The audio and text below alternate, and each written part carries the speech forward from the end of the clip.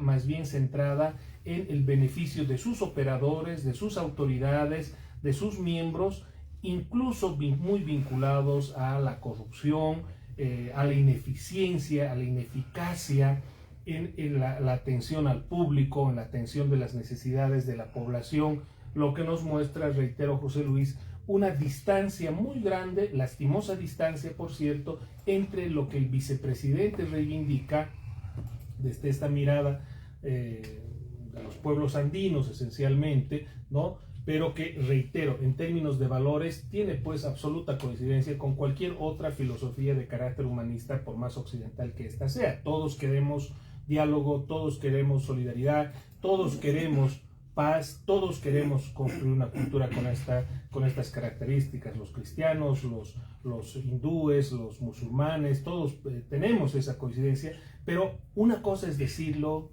y otra cosa es llevarlo a la práctica. Yo creo que aquí corresponde que el vicepresidente en sus círculos de influencia trate de mostrar que su discurso se puede llevar a la práctica, ¿no? La Biblia sabiamente dice: séme fiel en lo poco y me serás fiel en lo mucho. Y eso es lo que necesita la sociedad boliviana. Ver que en los entornos del vicepresidente, ojalá fuera en todo el gobierno, ojalá fuera en el partido en función de gobierno, se aplica lo que él señala cada 6 de agosto. Se aplica esa filosofía de construcción de escenarios de diálogo, de paz, de concertación, etc. Porque entonces todos nos veríamos beneficiados.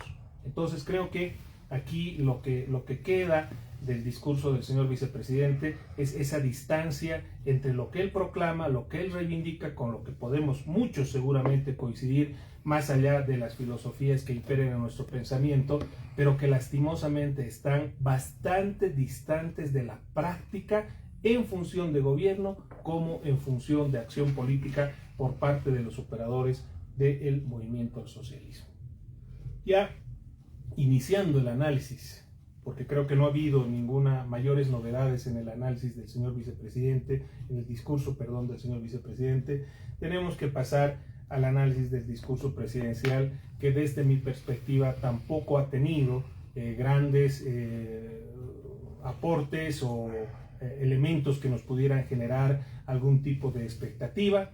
Se esperaba, por supuesto, que lo que presente es un discurso que intente posicionar esto que está bombardeado, José Luis, por la publicidad gubernamental. Hoy por hoy pareciera que el gobierno intenta ya entrar en un escenario preelectoral posicionando una idea. Y la idea clave es la reactivación económica, un modelo económico absolutamente exitoso. No solamente vemos esta publicidad en los medios tradicionales, televisión, radio, lo vemos en miles de gigantografías a lo largo del país, y al parecer esta va a ser la línea discursiva con la cual pretende el presidente Arce o el movimiento al socialismo plantear su reelección en 2025.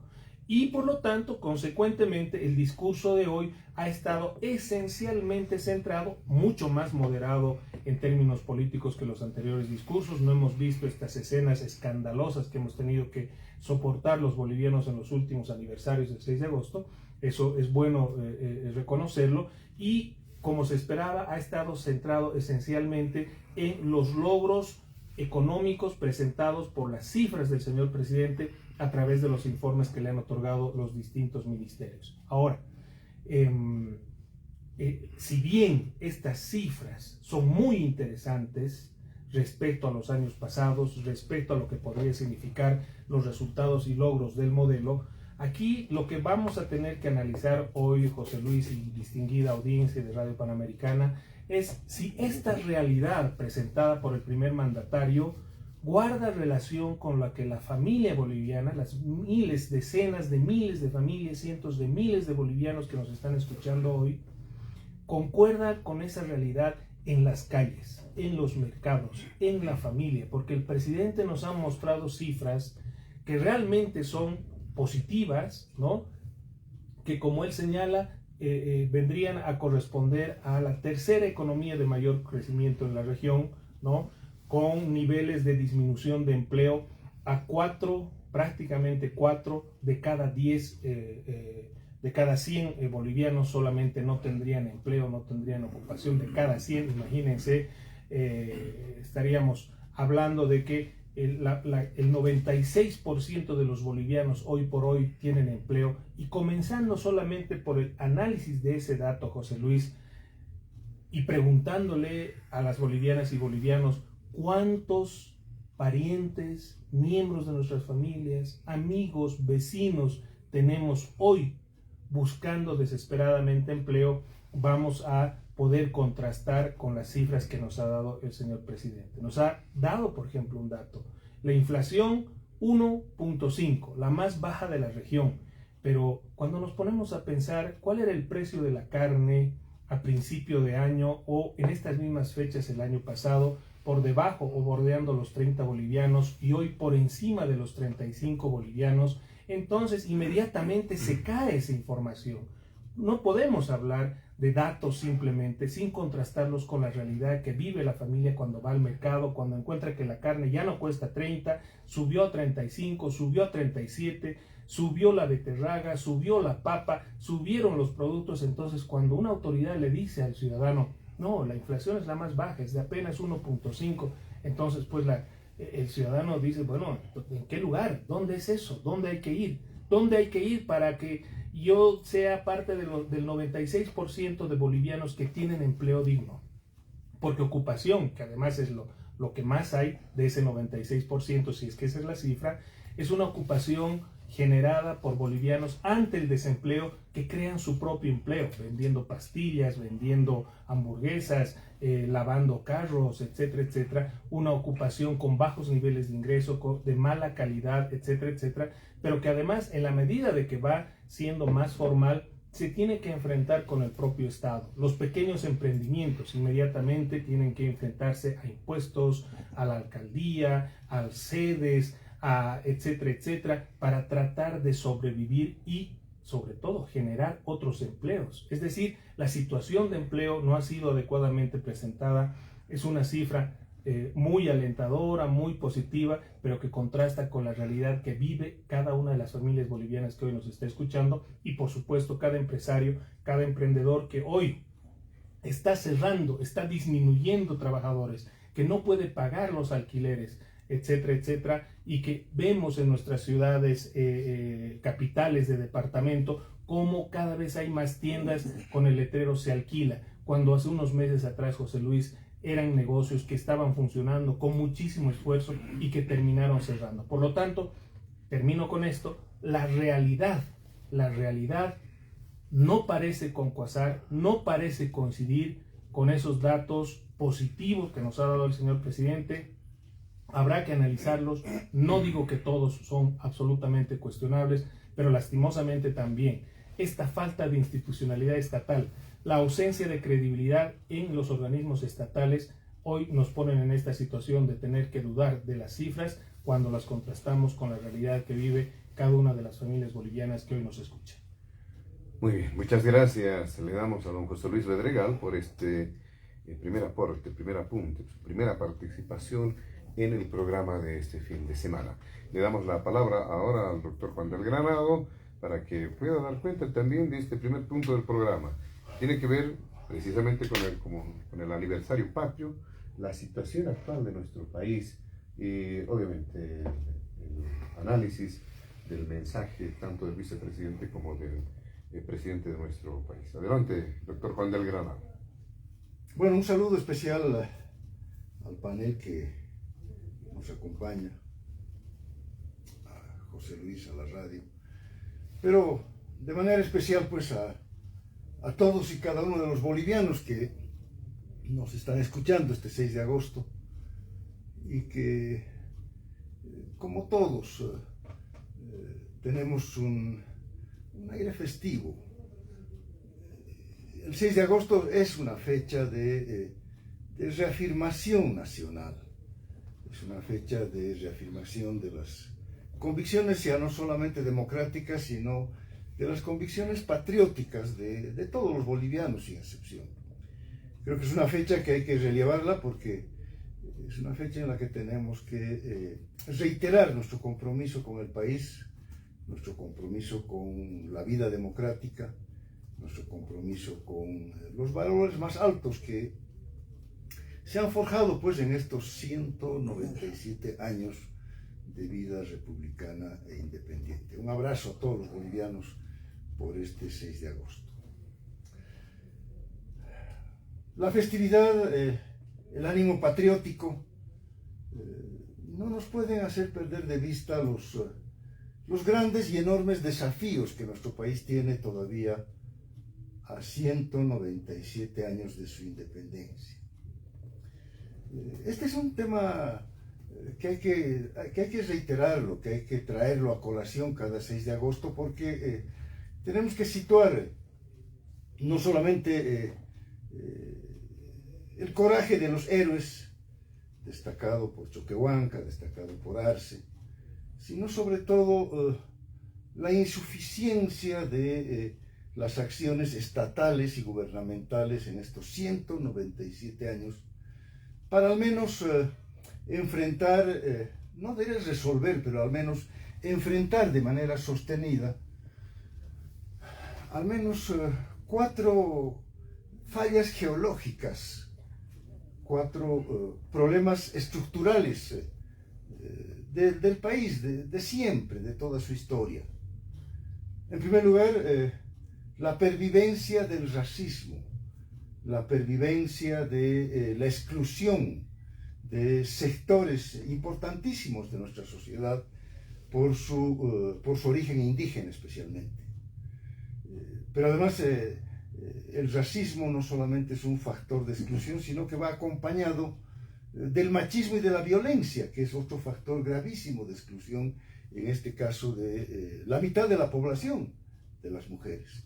Bueno, entonces esta es una temática muy importante. No estamos avanzando de manera lo suficientemente significativa en la lucha contra la exclusión social, donde el racismo y el machismo y el violentismo son los factores esenciales que perviven, que se mantienen, y sobre los cuales no hay verdaderamente políticas sostenidas desde el Estado.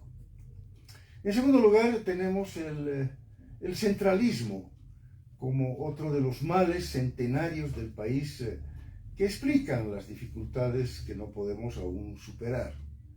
Se trata de una exclusión, ya no solamente de una parte significativa de la población, como en el caso del racismo y del machismo, sino de una permanente exclusión de una gran parte del territorio nacional. Se trata de una exclusión territorial a partir de un eje que concentra las actividades, concentra los recursos, incluso concentra la población, pero en desmedro del resto y del conjunto del país.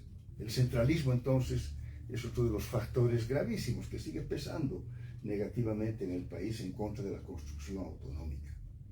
En tercer lugar, hay una problemática que tiene que ver con la exclusión de los recursos económicos. Estoy hablando del modelo extractivista primario exportador de toda la vida del país. El extractivismo ha sido y todavía sigue siendo un elemento central que impide efectivamente la acumulación de excedentes para el desarrollo, para el bienestar, para la industrialización, para el empleo, etcétera, etcétera. El extractivismo está además reforzado en todo este tiempo por la situación mundial, por la crisis, etc. Y en cuarto lugar, tenemos en Bolivia de siempre una profunda crisis de institucionalidad que nos excluye de las normas del debido proceso, que nos excluye a la gran mayoría de los bolivianos del buen gobierno y de la vigencia plenamente de la vida democrática. Bueno, entonces son 4 exclusiones que han impedido, reitero, la mejora de la situación del país en todos sus órdenes. La exclusión social, la exclusión territorial, la exclusión de los recursos económicos y la exclusión de la institucionalidad. Frente a ello, por supuesto, están planteadas por lo mismo las construcciones, las tareas centrales que de manera muy precaria pues se han enfrentado en estos 197 años. La construcción plurinacional, la inclusión de los sectores especialmente indígenas, la lucha contra la violencia machista, la construcción de una sociedad con equidad de género y con inclusión plena de género, la necesidad de la construcción autonómica en el país para acabar con el centralismo, la necesidad de una construcción económica productiva para superar el extractivismo y la matriz que tenemos generadora de la misma. Y claro, cómo no, la construcción de una verdadera institucionalidad que pasa por la vigencia del Estado de Derecho, que pasa por la vigencia de la división de poderes, donde posiblemente uno de los elementos más visibles de esa falta de institucionalidad es la profunda crisis por la que atraviesa la justicia y que no está siendo encarada por este y los anteriores gobiernos. Pero además de esto creo que es importante destacar en este 197 aniversario los temas pendientes de la agenda democrática. En primer lugar, yo destaco la necesidad de encarar la lucha contra la impunidad autoritaria. Y no me voy a referir solamente a los hechos recientes, a esos hechos dolorosos del año 2019, sino a los 40 años de vida democrática, en los cuales se han producido reiteradas violaciones de los derechos humanos y que no han sido objeto de una investigación y mucho menos de una sanción. La impunidad autoritaria es un factor que atenta gravemente contra esa agenda democrática pendiente. En segundo lugar, como no, la reforma judicial. La reforma judicial es un punto central, porque no solamente una correcta administración de justicia que no tenemos afecta contra la vida, el patrimonio, los derechos, la libertad de los bolivianos, sino que pone ya en tela de juicio la propia estabilidad democrática, en la medida que es el órgano judicial, que es la administración de justicia, el factor institucional que debe poner freno a los abusos estatales, a los abusos de los gobernantes, y de esta manera aportar en la construcción de un verdadero Estado de Derecho. En tercer lugar, sí, como no, tenemos en la agenda económica un otro tema pendiente. Estamos saliendo de una profunda crisis, y me voy a referir después a esto porque creo que es el tema que ha abordado sobre todo el presidente Arce. Y no hay los elementos suficientes para pensar efectivamente en una reactivación económica de mediano y de largo plazo. Como no, la construcción autonómica, les decía, es parte de esta agenda, pero esta vez especialmente situada en la recentralización de los recursos. Es un tema de la agenda democrática pendiente, este recentralismo agobiante que se ha venido produciendo en los últimos 14 años.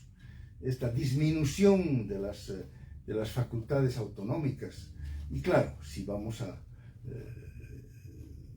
ver el momento actual, este pacto fiscal que ha quedado en el tintero hasta el año 2024, lo que posterga indefinidamente no solamente la reasignación de recursos, sino una redefinición de las competencias estatales en el nivel nacional, en el nivel subnacional, que nos permita atender las necesidades de los bolivianos. Esto no va a ser posible llevarlo adelante sino es a partir de una reposición en la agenda democrática nacional, el tema autonómico con gran fuerza. Finalmente, pero no en último lugar, están los problemas pendientes de la economía ilegal, del contrabando y del narcotráfico, juntamente con los gravísimos problemas que hacen a la tenencia de tierras, como hacen a la crisis hospitalaria mantenida, a la crisis educativa que también está sin atenderse adecuadamente. Bueno, estos son los temas, ¿no? Estos son los temas de largo aliento, pero además los temas pendientes de la agenda democrática, donde quiero relevar algo que creo que no lo dije en el punteo de esta agenda. La violencia es un tema que está carcomiendo a los hogares bolivianos. La violencia de género, la violencia doméstica, es un tema que está impidiendo el desarrollo nacional en todos sus aspectos. una mujer es asesinada cada 3 días en el país. Estamos frente a una pandemia peor que las pandemias que hacen a las crisis sanitarias, y es una pandemia que no está siendo atendida. Bueno, este es el contexto, José Luis, amigos de Panamericana, sobre el cual, claro, hay que referirse ahora a los mensajes, especialmente al mensaje del señor presidente. No sé si todavía tengo tiempo o dejamos esto para un segundo momento. Con mucho gusto, claro. Entonces quiero destacar esto, estamos en un 6 de agosto, 197 años, y estamos con una carga inmensa de problemas centenarios irresueltos. Y además tenemos una agenda democrática pendiente que no está siendo encarada adecuadamente por los gobernantes. Sobre esto vamos a ver qué ha dicho el mensaje presidencial y cuáles son los grandes requerimientos y los grandes desafíos que el país tiene para salir adelante de mejor manera hacia el bicentenario. Muy bien, muchas gracias, doctor Juan del Granado. Vamos a tener tiempo para todo, obviamente ajustándonos a la agenda también que ha sido convocada por Diálogo en Panamericana este fin de semana. Le damos paso ahora al abogado constitucionalista Israel Quino, que participa por primera vez en Diálogo en Panamericana. Le damos la bienvenida. Adelante. Muchas gracias, José Luis. Buenas tardes a la audiencia. Buenas tardes también a nuestros panelistas, al doctor del Granado, a José Luis. Pues expresar en esta importante fecha para todas las bolivianas y bolivianos, el 6 de agosto, en el que celebramos pues, ¿no?, nuestro aniversario patrio, los bolivianos también que se encuentran y nos escuchan en el exterior del país. Creo yo que algo importante en el que estamos coincidiendo a partir no solo del mensaje vicepresidencial, sino también del mensaje presidencial, que debe generar una transversalidad en nuestra óptica política, ¿no?, es esa convocatoria a la unidad que hizo el presidente del Estado. Minutos antes del discurso principal, el vicepresidente hizo énfasis en la parte inicial de su discurso a un autor surcoreano, un filósofo, ¿no?, Jung Chul Han, en una obra pues que quizás este filósofo es uno de los más leídos en este siglo XXI respecto a la infocracia.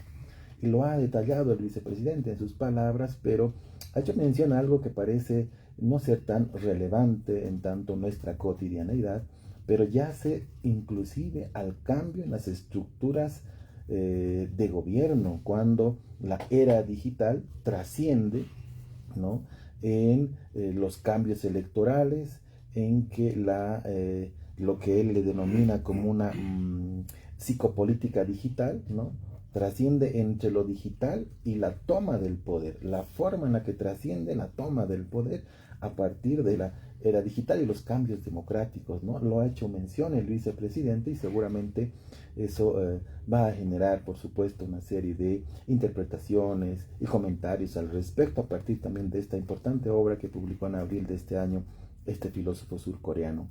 Sobre lo del mensaje presidencial, hay algo también que hay que destacar, José Luis, respecto a no se ha visto al presidente alisarse catacora del 22 de enero de este año. No se lo ha visto y no ha mencionado en todo su discurso ni una palabra sobre la tesis del golpe, ¿no? Esta incidencia discursiva genera, por supuesto, ¿no?, en algunas corrientes, ¿no?, políticas, un rechazo. Eso inclusive ha generado en enero de este año un comportamiento reprochable de algunos legisladores que empezaron a pues generar, ¿no?, abucheos en la Asamblea Legislativa Plurinacional y comportamientos totalmente inadecuados, impermisibles en democracia, peor aún en un acto tan protocolar importante para nuestro Estado.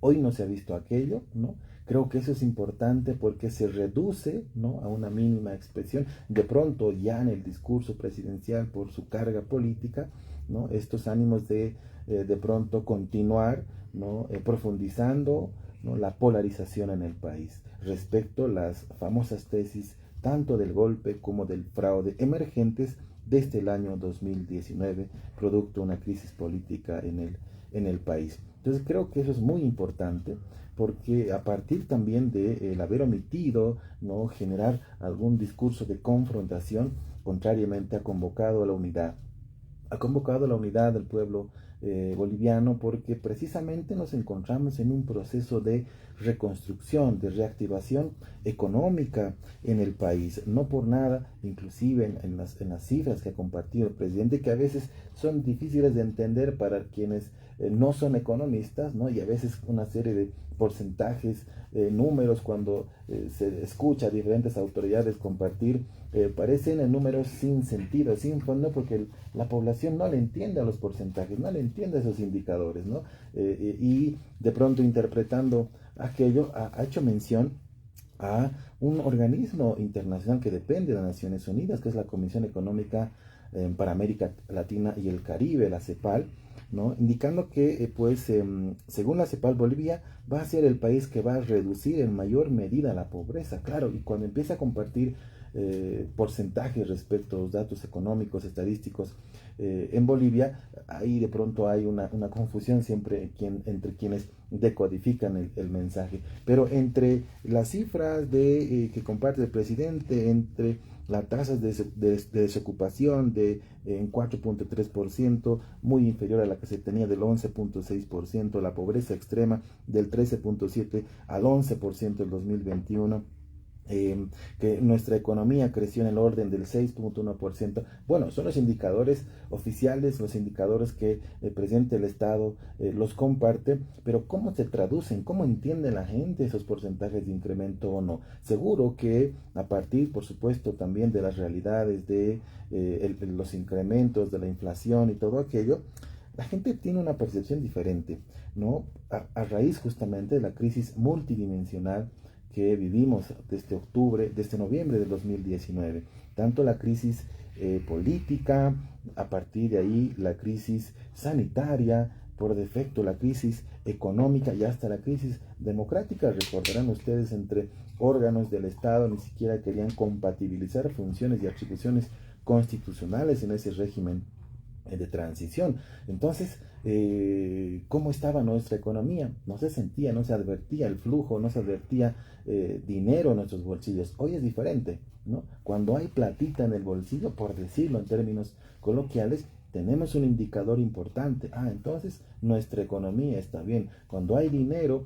para solventar, en el caso de las unidades educativas privadas, las pensiones de los colegios de nuestros niños, está bien nuestra economía. Cuando tenemos trabajo, está bien nuestra economía. Cuando ese más de 80% de economía informal en el país continúa generando, ¿no?, esa dinámica de actividad propiamente dicha comercial, pues sabemos que hay cuando menos indicadores de estabilidad, a diferencia del tiempo anterior, que ha sido muy duro para todos los bolivianos. Por supuesto, también efecto de la pandemia, eso es una realidad, no vamos a tapar el sol con un dedo, pero se ha tenido estos indicadores hoy importantes que el presidente los ha resaltado el día de hoy, pero no solamente como un discurso estrictamente político entre lo que le conviene decir o lo que le conviene afirmar en un discurso de aniversario, a la realidad. La realidad hoy está también reflejada, está también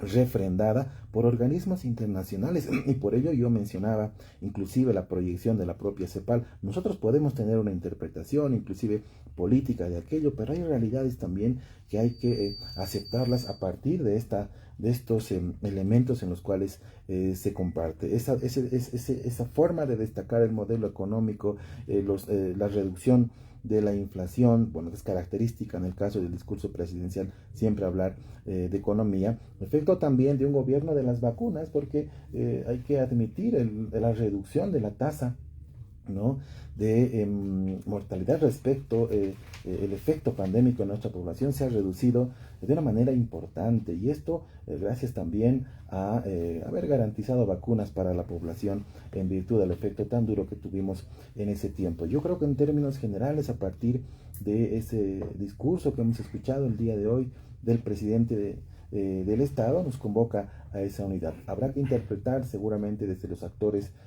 políticos, van a encontrar tal vez ahí algunos elementos siempre de argumento, de debate, que es sano entre la complementariedad democrática, como también resalta el vicepresidente, porque no se puede estar en un momento pues de solamente pensar de una forma. Es importante escuchar también no solamente al oficialismo, sino también a la oposición. Tener mayoría en la Asamblea Legislativa Plurinacional no significa desconocer, ¿no?, a la otra representación también del país, a la otra representación que también ha elegido y ha optado por otra agrupación política, dos en este caso que tienen minoría en la Asamblea Legislativa Plurinacional. Eso es complementariedad democrática, no porque un partido asuma el mando, en este caso político del país, y con una mayoría en la Asamblea Legislativa Plurinacional tiene que ser lo único importante y lo único definitivo en el país. A partir de estos elementos políticos, por supuesto de trascendencia en estos 197 años, podemos de pronto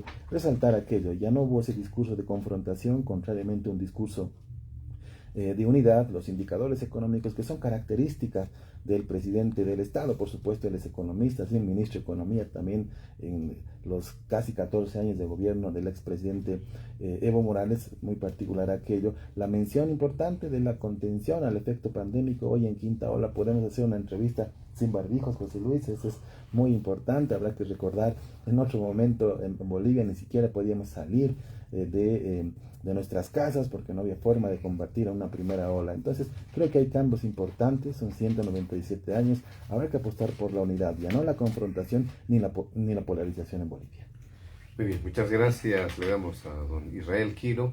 Vamos a realizar una segunda ronda en este primer punto en el programa para establecer algunas puntualizaciones, algunos detalles que seguramente quedan sueltos, pero les pedimos a nuestros amables invitados de este fin de semana reducir el tiempo de su participación. En la primera ronda hemos tenido amplitud para que puedan hacer referencia a lo que crean conveniente, precisamente acerca de los temas o los aspectos que han sido planteados en el primer punto del programa. Pero además establecer un parámetro, quizá hay coincidencias sobre las características del mensaje, tanto en la forma como en el fondo. En la forma, cuando se hace referencia a que, por ejemplo, el primer mandatario no ha mencionado en ningún momento la palabra o el término golpe, ¿no? Algo que estaba generando susceptibilidades, incluso en la etapa previa, con polémicas que se armaron entre legisladores de oficialismo y oposición.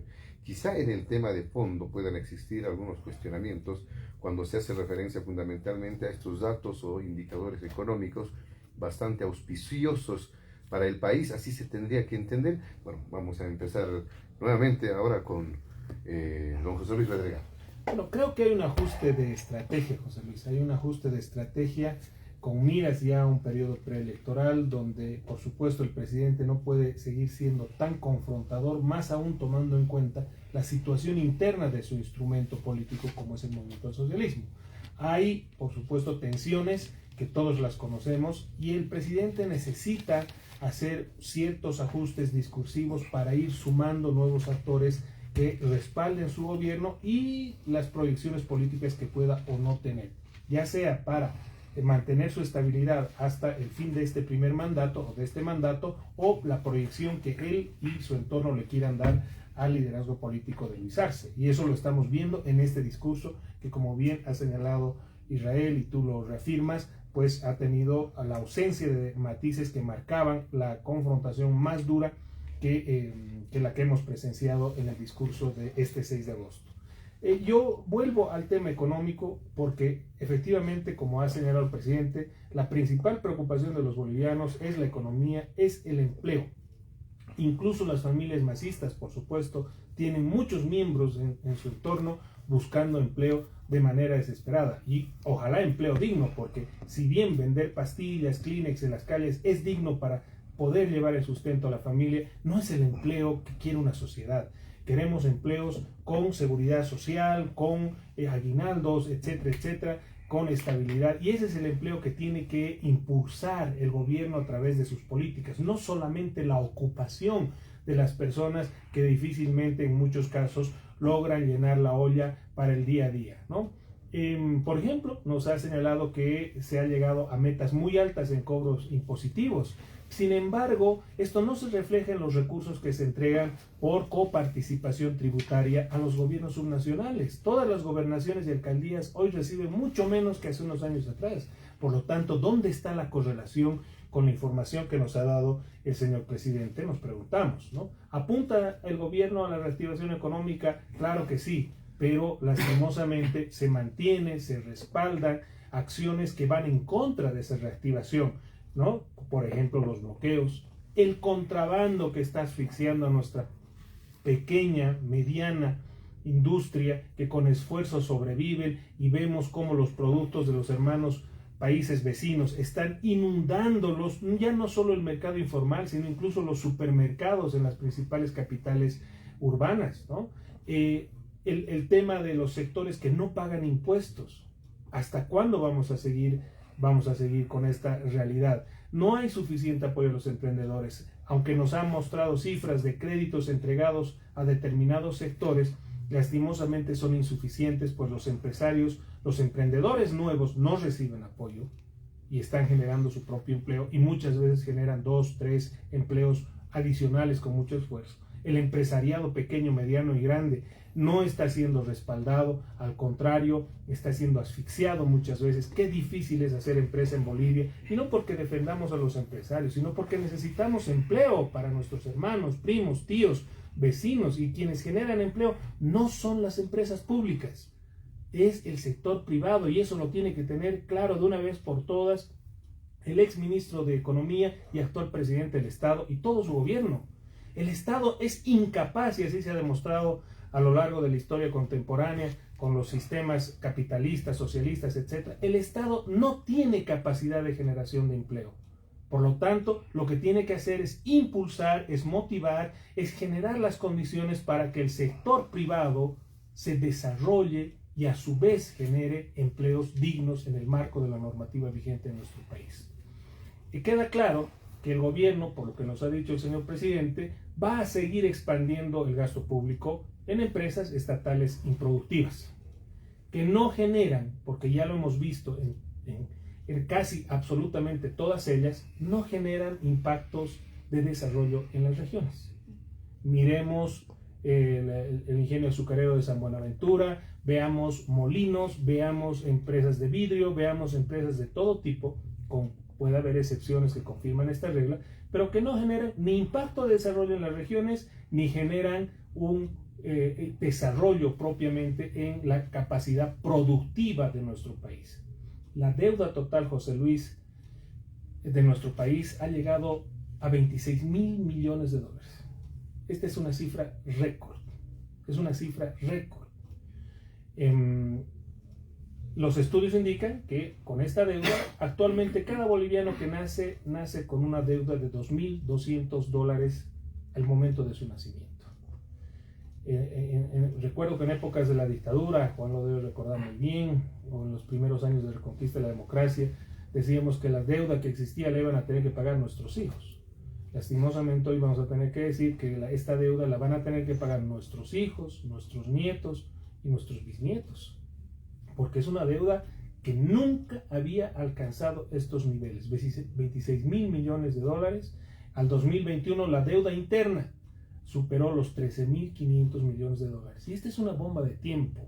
Y de esto no nos ha hablado el señor presidente. Y de esto tenemos que hablar todos los bolivianos para saber hacia dónde estamos yendo, porque no podemos seguir con esta deuda. Bueno, los temas pendientes, por supuesto, la desinstitucionalización del Estado, que una sociedad no puede seguir sin organizaciones, sin instituciones que regulen su comportamiento y sus relaciones internas.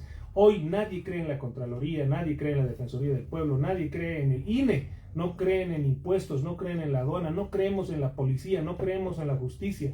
Y esto es terrible, porque entonces la sociedad tiende a resolver sus problemas por sus manos, por sus propios medios, y esto nos genera inseguridad, nos genera violencia y cero capacidad de atracción de inversiones. El señor presidente ha dicho que han mejorado nuestra capacidad de generar inversión internacional, pero ¿en qué áreas? en minería, en hidrocarburos, porque la generación de empleos a través de inversión externa no existe en nuestro país. No tenemos grandes empresas, cadenas internacionales, etcétera, que estén viniendo a Bolivia a poner sus franquicias, a abrir sus fábricas, a poner sus industrias. ¿Por qué? Porque no hay seguridad institucional, porque no hay instituciones que funcionen, porque las leyes no se respetan, porque la justicia está corrupta, porque no hay institucionalidad, no hay transparencia. No hemos hablado tampoco de esto. Y tenemos un poder judicial, y en esto Juan seguramente podrá decirnos con mayor exactitud, un poder judicial corrupto desde el Tribunal Constitucional con injerencia política, pasando por los consejos de la magistratura o el consejo, los tribunales supremos de justicia, los tribunales, etcétera, etcétera, que hacen que no exista un Estado de Derecho, que no se pueda invertir con reglas claras, sabiendo que tus derechos van a ser respetados y que estamos a merced del poder económico de unos u otros o el poder político de quienes controlan la justicia. Tenemos el tema impositivo, no se ha resuelto la formalización, la ausencia o la poca formalización de la economía. Es necesario hablar de una reforma en el tema tributario. La calidad de la educación, si bien se han hecho ya reformas en este tema, más pareciera que estamos con un sistema de adoctrinamiento que de educación. Y en pleno siglo XXI nuestros niños y jóvenes no tienen conectividad, y ese es el nuevo analfabetismo del siglo XXI y hay que trabajar en ello. Como bien señalaba Israel, se han hecho grandes avances y esfuerzos para combatir el COVID, pero el sistema de salud en general, lastimosamente, sigue siendo un sistema de salud con muchas limitaciones que no le permiten a las bolivianas y bolivianos de los distintos departamentos tener acceso a salud digna, que es lo que merecemos todos, ¿no? Creo que estos temas, como la ausencia de transparencia en el Estado, etcétera, nos están llevando a una situación política que el presidente ha señalado o ha identificado como la existencia de actores o intereses externos o internos que quieren la desestabilización de su gobierno. Creo que no es así. En lo personal, no veo esos actores articulados para una supuesta desestabilización.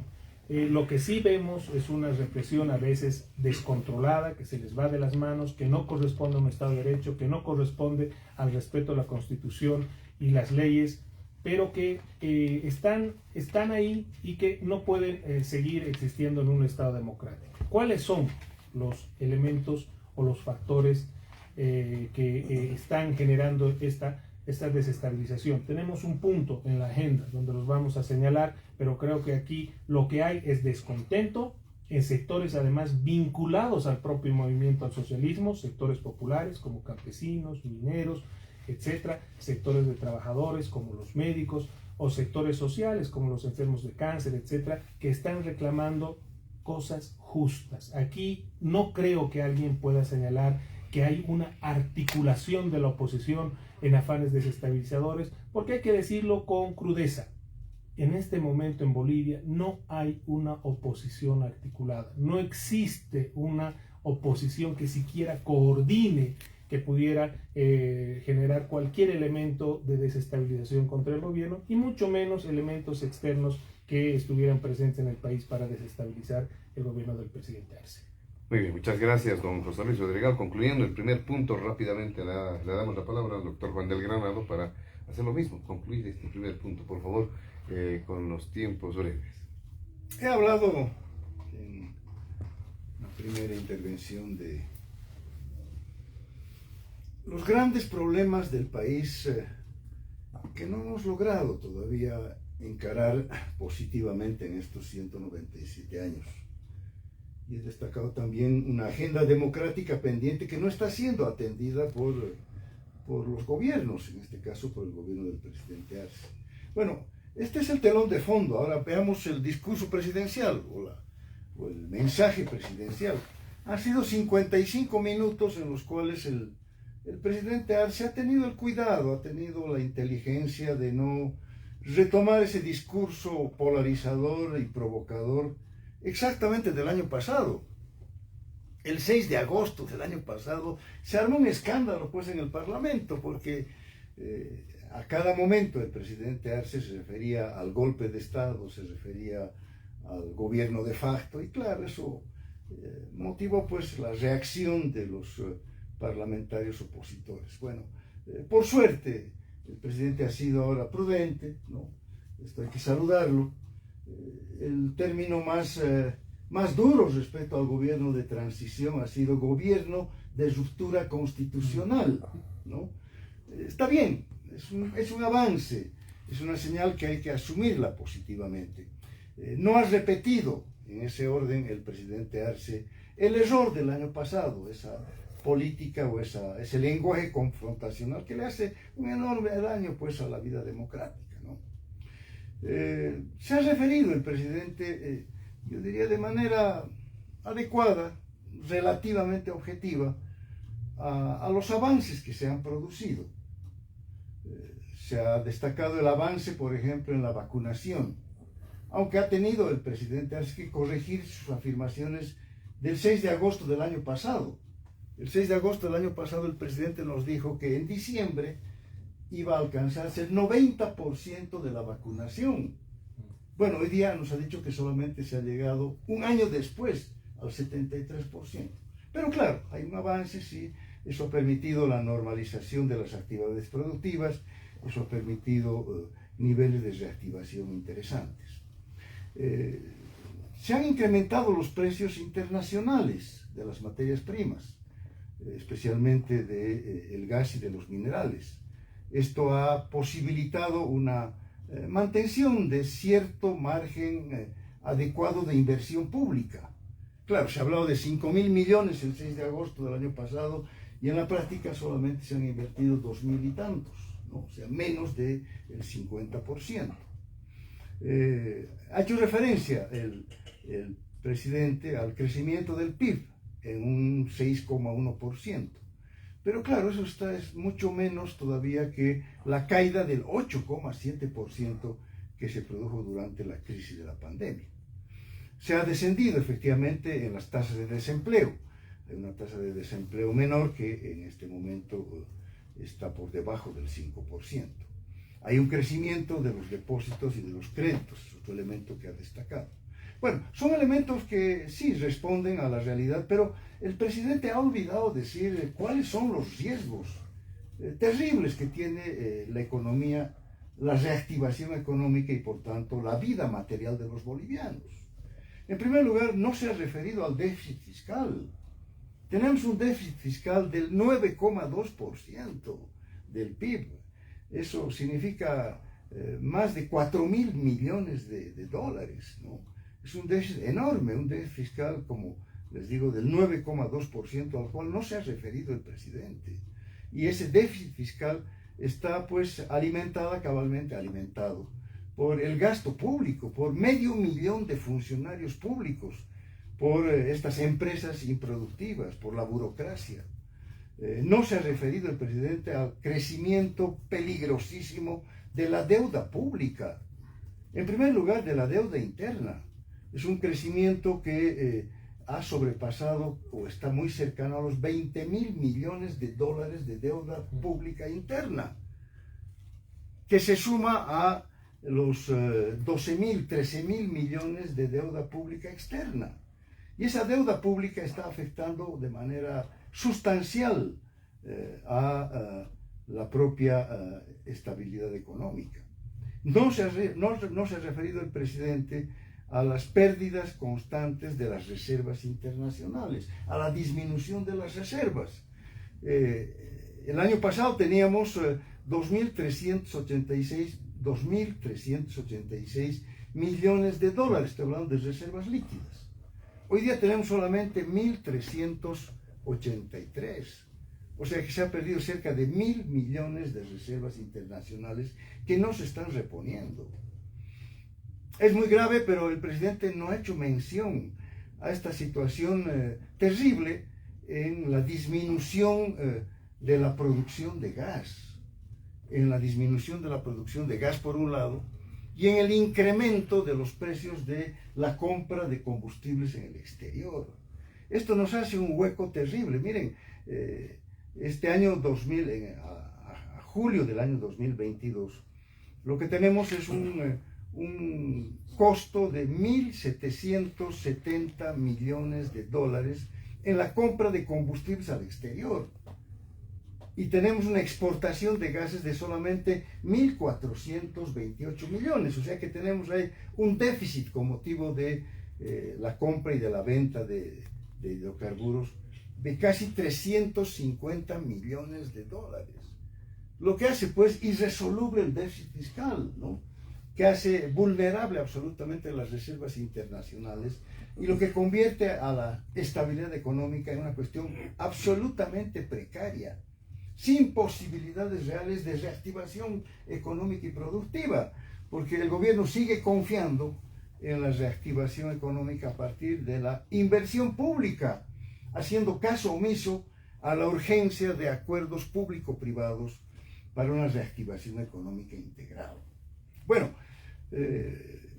pongo el acento en esto porque, claro, otra vuelta con las características que tiene el presidente Arce ha puesto especial énfasis en la parte económica, pero nos ha ocultado los problemas más de fondo, nos ha ocultado el déficit fiscal, nos ha ocultado la voluminosa deuda pública, no nos ha hecho referencia a la pérdida de las divisas internacionales, a las reservas netas, no se ha referido a la situación de quiebra de la producción y de la importación de hidrocarburos.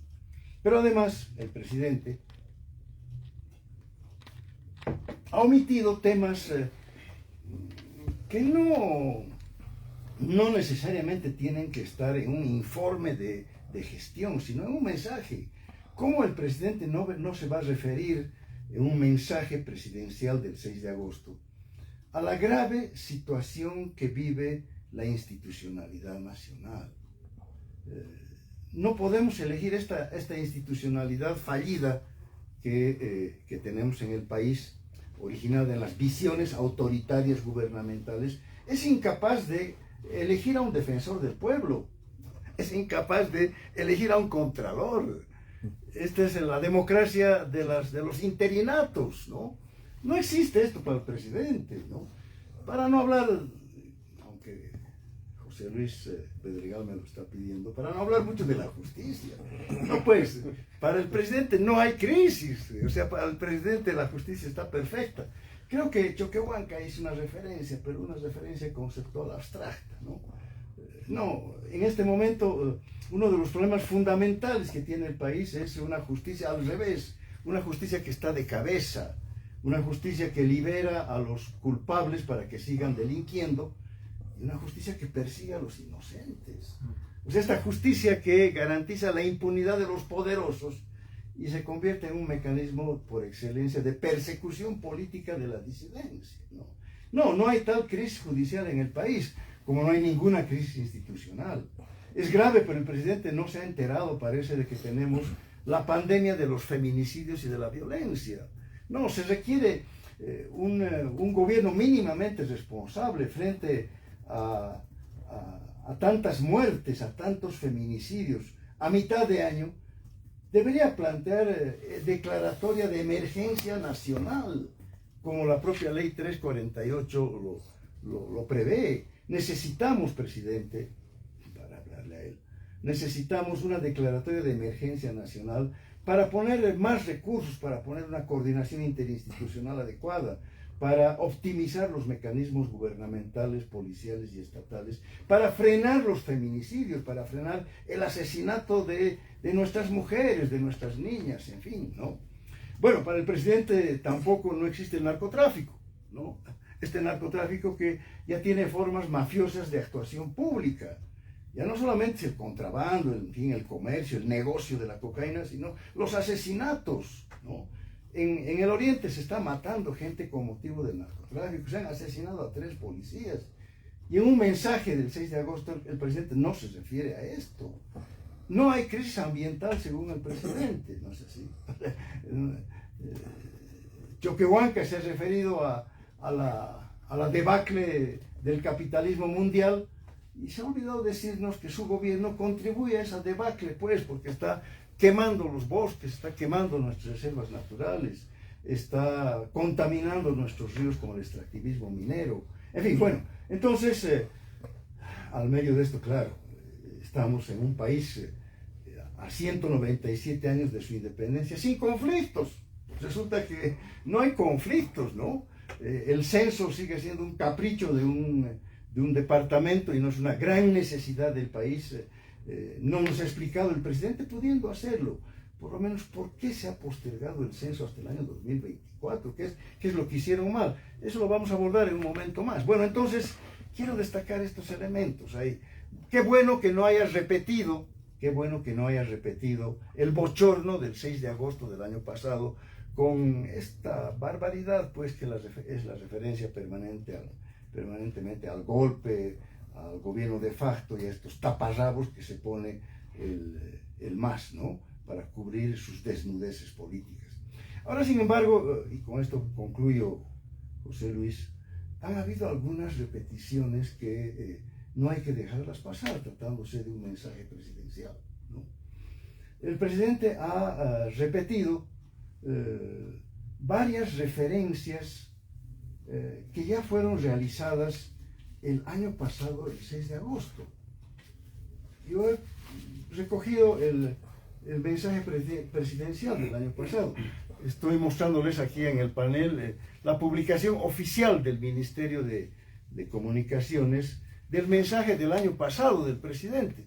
Claro, he tenido que acudir a este mensaje porque no se escuchó nada, pues, en medio de los silbidos, ¿no?, en medio de los abucheos del año pasado. Bueno, resulta que el presidente el año pasado, hace un año, ya nos habló, en primer lugar, de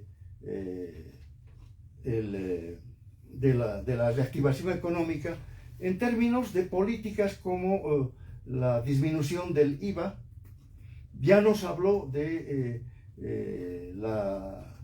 incremento de la inversión privada en los mismos términos numéricos.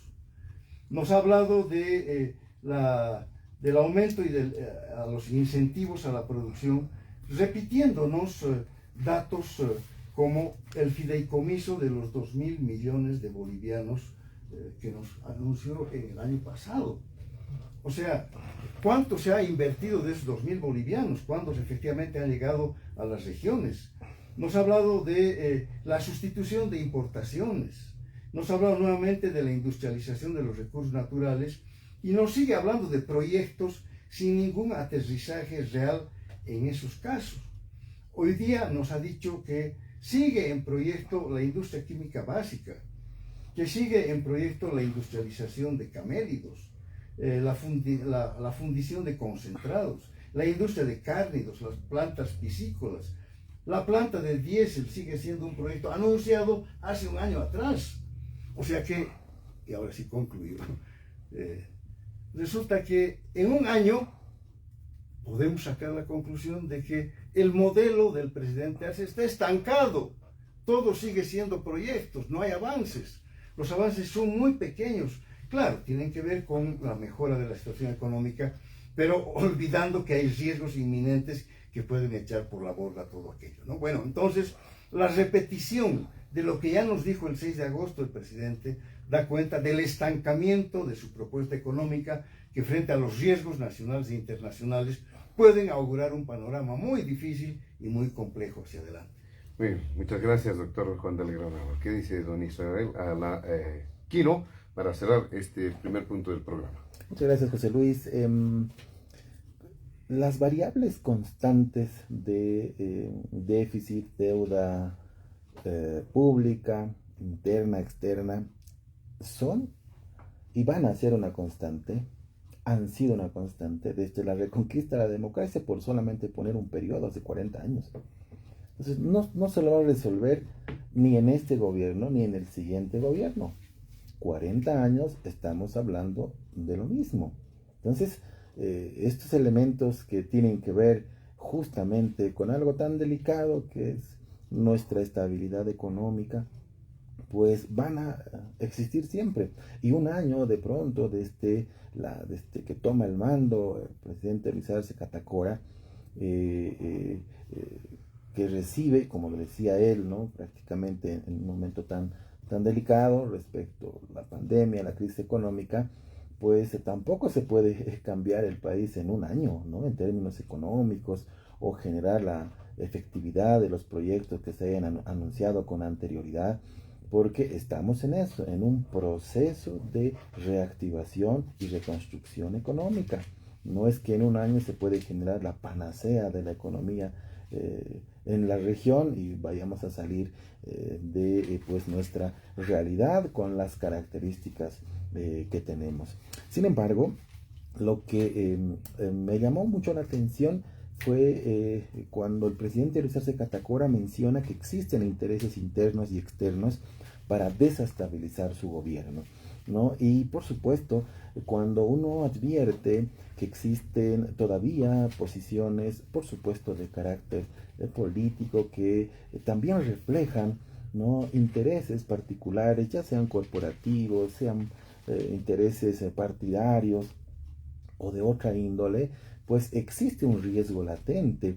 Si bien se ha intentado cerrar un ciclo entre las tesis del golpe, la tesis del fraude, el efecto de la crisis política en el país, se ha tenido cuando menos indicadores, ¿no?, de estabilidad, no solamente económica, sino también social, pero de riesgo latente. Por ello, el año pasado, en una movilización regional en Santa Cruz, lo vamos a hablar seguramente en un par de minutos más, cuando se demanda, ¿no?, y pregona la desinformación con una ley y luego con un proyecto de ley, con un proyecto de ley primero, el 218, y luego con la ley, pues gana la desinformación, 2 semanas de movilizaciones, ¿no?, intentando generar desestabilización. Por supuesto, una afectación económica muy grande, no solamente para Santa Cruz, sino nuestra economía. ¿Qué intereses, qué se buscaba en el fondo cuando eran, por un lado, un proyecto normativo y por otro lado, una ley? ¿Cuál era el interés de fondo? Entonces, el riesgo es latente, por ello el presidente lo menciona y dice que la única condición, ¿no?, para aquello es convocar a la unidad. Por ello creo yo el cambio de discurso es muy importante. El mensaje a la nación es muy importante. Por supuesto, cuando el jefe de Estado se dirige al país, no lo puede hacer en términos de indicadores o compartiendo números que no son favorables o de pronto pues sujetos a muchas interpretaciones. Una cosa es no mencionar, ¿no?, muchas variables, por supuesto que son cuestionables en este tiempo, y otra cosa es negar, ¿no?, es la no existencia de esos males, de esos efectos, como no son contrabando, narcotráfico. El presidente no dijo en ningún momento no existe narcotráfico o no existe contrabando. Una cosa es negar aquello y otra cosa es no mencionarlo, porque también no es de este tiempo, es también un elemento histórico, estos males que afectan a nuestra economía, a nuestra sociedad. El otro elemento que me parece importante es, si bien lo ha mencionado solamente de manera somera el vicepresidente, tiene que ver justamente con la justicia, ¿no? Y dijo el vicepresidente que la justicia se destruyó a sí misma. Claro, cuando uno conoce en las últimas horas también una declaración, mire usted, del presidente del Tribunal Supremo de Justicia, y dice, necesitamos filtros en la forma en la que se elige y se administra justicia en el país. Nos está diciendo la cabeza del Poder Judicial que ese órgano de poder ya ha cumplido un ciclo. Y pues ni siquiera, ¿no?, y lo mencionaba el doctor del Granado, ni así se declara una ley de emergencia nacional por la 348 va a cambiar, ¿no? Esa es una debilidad de nuestro Estado. El órgano judicial, uno de los 4 poderes del Estado, es el talón de Aquiles. Lo fue en el anterior gobierno, ha sido en el régimen de transición y lo es en el actual gobierno. En tanto y cuanto no se resuelva la crisis judicial, vamos a estar probablemente con 3 poderes en funcionamiento, con las particularidades que tenemos, pero la justicia ya está prácticamente en estado vegetal. Y aquel gobernante que resuelva la crisis judicial, aquel gobernante que resuelva los mandatos constitucionales, que son función suprema, solamente 2, educación y salud, como así lo dispone nuestra ley fundamental, entonces va a visorar un cambio, por supuesto, de estructura de país. Es una debilidad que tiene la actual estructura del Estado boliviano, el órgano judicial. Entonces creo que ese elemento también hay que tomarlo en cuenta ya como un desafío, ¿no?, para lo que será seguramente el cumplimiento del bicentenario y con qué proyección se puede avisorar aquello. Esto genera, y me parece una tercera variable en el cierre, José Luis, desinstitucionalización. Claro, cuando uno no advierte una oposición legislativa de complementariedad democrática, una oposición legislativa que construya, ¿no?, pues hoy no está articulada en ninguna instancia, ¿no?, ni siquiera en lo nacional. En lo local está un tanto regionalizada, pero después no se advierte más, pues se desinstitucionaliza, ¿no? En un momento en el que los legisladores que han sido elegidos por un pueblo, esos legisladores le están restringiendo a ese pueblo tener un defensor o una defensora del pueblo, por ejemplo, ¿no? O sea, a título de esta lista no coincido con esta lista, o este no me cae bien en el proceso de selección, no voto, o voto por mi candidato. Y la otra agrupación política prácticamente lo mismo, y se plantan en esas posiciones que generan desinstitucionalización democrática, ¿no? Entonces, esto es impermisible porque no están generando procesos de complementariedad, no están generando esa democracia, pues, que el pueblo, el elector, espera. Ya no quiere ver a sus autoridades confrontadas, ya no quiere ver a sus autoridades polarizadas. Hemos vivido un momento tan duro en la crisis política, estamos sobrellevando esta situación, y hoy es otro momento, ¿no? La convocatoria a la unidad del presidente creo es el elemento más transversal y más importante de este mensaje de la nación en los 197 años. Muy bien, muchas gracias, don Israel Quino. Vamos a irnos rápidamente al segundo punto de diálogo en Panamericana. De manera muy amplia, en 2 rondas hemos permitido que se haga referencia al primer punto, pero les vamos a solicitar ahora con vehemencia a nuestros invitados de este fin de semana acortar el tiempo de su participación. A lo sumo 10 minutos en este segundo punto del programa, que tiene que ver con posturas encontradas respecto al tema del censo de población y vivienda, algo que estuvo haciéndose referencia precisamente en las anteriores participaciones de nuestros invitados. Obviamente, en función de ese anuncio de paro en Santa Cruz, de paro de 48 horas, pronunciamientos también de algunos otros sectores, el CONADE, entidades cívicas, para mencionar algunos. ¿Qué dice usted, don José Luis Bedregal, en este segundo punto? Adelante. Bueno, antes, bien cortito, 3 cositas que no quisiera dejar de mencionar, José. En el tiempo que establece, ¿no? Perfecto. Me preocupa mucho que el vicepresidente haya reiterado y señalado y dejado claro que piensa que la democracia, en la forma que la conocemos, usando sus propias palabras, ya esté apagando sus turbinas, ha dicho. Cuidado, ¿no? Porque esto no es real, no es real. Simplemente hay que ver la situación de las democracias, de la democracia en el mundo, que son, sobre todo en Europa, democracias muy sólidas, muy fuertes, y en América Latina también. Y cuidado, esto lleve al vicepresidente a equivocarse en su propia estrategia política. Es un elemento que me ha llamado mucho la atención, que el vicepresidente, sienta o perciba o crea que las democracias como las conocemos hoy están muriendo. Lo segundo, que el presidente no haya tocado el tema del mar ni el tema del Silala.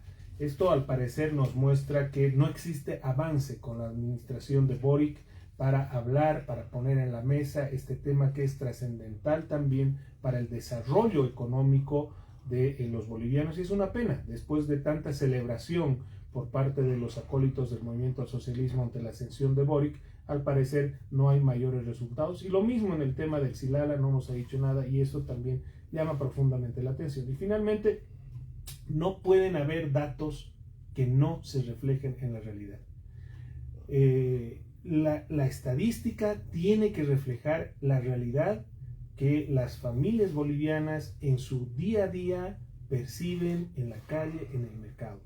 Caso contrario, el discurso del señor presidente, si los datos no tienen correlación con lo que vive el ciudadano de a pie, el discurso del señor presidente pierde, por supuesto, consistencia y credibilidad. Y al respecto al censo, creo que el gobierno no ha sido honesto con las regiones. No ha sido honesto porque en un momento determinado dijo que ya estaba todo marchando, que la boleta, los avances en la cartografía, en la preparación del personal, etcétera, tenían un alto nivel de avance y que podía realizarse este año en noviembre.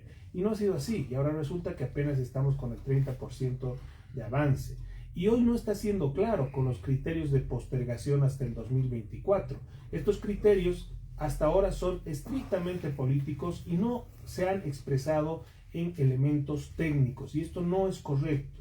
No olvidemos que el censo es una herramienta para la elaboración de políticas públicas que además tiene que responder a una periodicidad que está señalada en la ley y que cada 10 años debiera realizarse. Ahora bien, queda claro que al hacer un censo mal llevado era necesario postergar el previsto en el mes de noviembre de este año.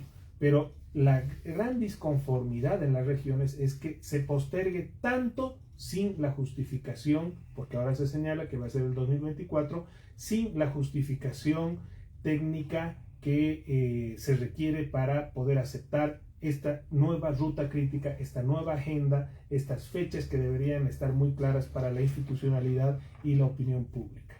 Creo que el gobierno ha logrado posicionar una idea y ha logrado que además el tema del censo se convierta en un elemento de conflicto entre regiones, y esto es peligroso. Conflicto entre regiones que piensan que van a recibir mucho más dinero, ¿no?, porque tienen una mayor concentración poblacional que hace 10 años, y aquellas que van a perder población y que por lo tanto van a recibir menos recursos. Esto nos está llevando a un escenario donde las regiones, o por lo menos determinados actores, creo que mal informados o preparados, están tratando de llevar a sus departamentos a una pelea por migajas, ¿no? Una pelea por migajas, porque aquí hay que ser muy claros, José Luis. La distribución de la coparticipación tributaria, de los recursos que vienen por los impuestos, esos recursos que cada boliviano aporta con las facturas, que están en las facturas, queridos oyentes, van a los municipios, gobernaciones y al nivel central. Y esos recursos se distribuyen, pero se distribuyen muy mal, se distribuyen en mala forma.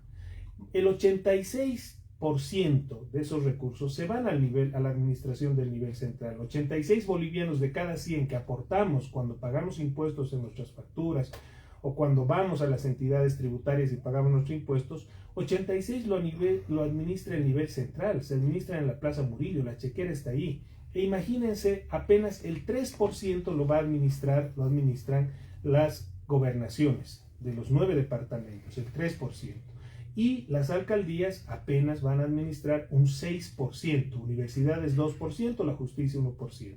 El 86%, o sea, el grueso de lo grueso, lo siguen administrando los ministerios y las entidades del nivel central. Y esto es lo grave. Entonces, ir a pelear recursos de la coparticipación es una pelea por migajas. O sea, sí, estos van a estar referidos al dato poblacional, que es el que establece el censo y que determina la distribución de estos recursos. Son tan pequeñas las cifras que hoy por hoy, de lo que reciben las gobernaciones, ¿no?, si miramos la inversión pública de 37.000 millones de bolivianos, y disculpen el manejo de cifras, que yo sé que confunde a mucha gente, pero de 37.000 millones de bolivianos, el departamento que más recibe, por alguna razón, en este momento es Potosí, que apenas recibe el 1.1% de todo ese monto de inversión. La Paz el 0.9%, Santa Cruz el 0.5%, Tarija el 0.3%, Chuquisaca el 0.3%, que van a ser ese un poco más de 3% que tienen las gobernaciones y que por lo tanto ni siquiera reciben como gobernación, en el caso de Santa Cruz o La Paz, ni siquiera el 1%. Y entonces pensamos que el censo va a lograr que recibamos mucho más de coparticipación. Subirán, pues los que tienen 0.5 subirán a 0.7, a 0.8, los que tienen 0.3 subirán a 0.4, otros disminuirán de 0.5 a 0.4.5, pero es un monto que respecto al global de los recursos públicos que tiene el país son realmente migajas. O sea, no podemos pensar que el censo va a lograr que La Paz atienda, el Alto, atienda las necesidades de esa población migrante que ha llegado gracias a los nuevos datos del censo. O Santa Cruz de la Sierra, o Santa Cruz Departamento, puedan tener mejores condiciones o condiciones óptimas para atender a esa población creciente que está recibiendo producto de la migración al oriente. Ni la ciudad de La Paz, ni Cercado en Cochabamba. Y por supuesto, la situación empeora en los departamentos y los municipios expulsores de población, que van a recibir menos y que ya hoy, y por supuesto me refiero a los últimos años, al no tener recursos para brindar servicios básicos dignos a su población, no poderle brindar acceso a luz, a agua potable, a comunicación telefónica vía celular, acceso a internet, seguridad ciudadana, etcétera, etcétera, su población se va yendo. Y ahora lo que va a tener son menos recursos todavía y por lo tanto en los siguientes años su población va a migrar en mayor grado. ¿Esto qué implica? Como bien han señalado muchas investigaciones, entre ellas una muy importante de Carlos Hugo Molina, en 10 a 15 años vamos a tener a la población boliviana concentrada casi en el 70% en solo 3 departamentos, solamente en Santa Cruz. Hoy por hoy casi ya estamos en el 70% concentrado en el eje central, La Paz, Santa Cruz y Cochabamba. Y el censo no va a resolver ni el problema de las poblaciones que están expulsando a los bolivianos y bolivianos en busca de mejores calidades de vida, ni va a resolver el problema que ya tienen las ciudades o centros urbanos receptores. Todo el área metropolitana de Santa Cruz, el área metropolitana de La Paz, el área metropolitana de Cochabamba, que se van llenando cada vez de más gentes, con mayor caos en transporte, con mayor déficit de servicios públicos, etcétera, etcétera. Entonces la pelea del censo no puede ser por migajas, no puede ser por unos cuantos millones de bolivianos más que no resuelven. Y Juan aquí nos puede dar cátedra porque ha sido alcalde y él sabe, conoce lo que necesita un gobierno municipal para atender las demandas y las necesidades de una población en los centros urbanos y lo que significa el acoger población emigrante o atender incluso los servicios básicos de población de las poblaciones vecinas, ¿no? No pasa por el censo. Y por otro lado, en lo que se refiere a representación política, de perder o ganar un diputado más o un diputado menos, discúlpenme, pero hoy por hoy, ¿cuánto le puede afectar a un departamento tener un diputado más o un diputado menos? En el caso de La Paz, que es mi departamento, podemos perder yo creo que 10 o 20 en algunos casos, porque realmente la representación política es de tan baja calidad, tan poca representación y defensa de los intereses reales de una población y en defensa de los derechos de la calidad de vida de la gente, que hasta hay que pensar seriamente en disminuir tanto asambleas legislativas departamentales como la nacional, porque son un gasto que no le está revitando a la población, y creo que esa no debería ser preocupación mayor, ¿no? Disculpen, pero una opinión absolutamente personal, pero lastimosamente creo que estas instancias están generando más gasto que beneficios, pero por supuesto tiene que existir y hay que cualificar. Si termino señalando que no ha habido predisposición a generar diálogo para consensuar estos ajustes que tiene que tener la nueva fecha del censo. Todavía creo que hay tiempo. Aquí esta fecha ha sido definida por decreto.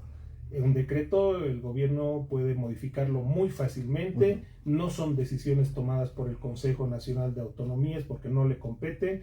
Que haya tenido un pronunciamiento y una resolución recomendando es una cosa lamentable. Yo lamento profundamente la ausencia del gobernador de Santa Cruz, que él solo con su presencia podía haber frenado esa resolución si esa era la visión que tiene institucionalmente la cruceñidad, porque las resoluciones del Consejo Nacional de Autonomía son en consenso, tienen que ser unánimes y por lo tanto se podía haber frenado ahí sin necesidad de movilizaciones ni nada. Tendrá que responder el señor gobernador de Santa Cruz por qué no estuvo presente, porque la excusa de que no tenía pasajes, por supuesto, pues que no es seria para nada. Creo que hay tiempo para que se sienten las instituciones y hagamos un censo, no en función de miradas políticas, sino en función de la necesidad técnica para planificar políticas públicas que tienen no solo el gobierno central, sino gobernaciones y alcaldías, y que este censo pueda ser apenas tengamos las condiciones técnicas para llevarlo adelante. Muchas gracias, don José Luis Madrigal. ¿Qué dice usted del doctor Juan del Granado en este segundo punto del programa, el tema del censo? Una pequeña puntualización previa al censo, José Luis. No es que el déficit es eterno, no es que el déficit no se puede encarar, esto no es cierto. El propio gobierno del MAS, al cabo de los primeros 4 años, eliminó el déficit. El déficit se ha empezado a agravar y a producir y a incrementar a partir del año 2014. Y esto tiene como elemento explicativo el talón de Aquiles de este modelo que hoy día ha reivindicado otra vez el presidente Arce, el modelo social comunitario. Es un modelo absolutamente precario cuando se acaban los recursos. Se acabaron pues los 4.000 millones anuales de divisas del gas.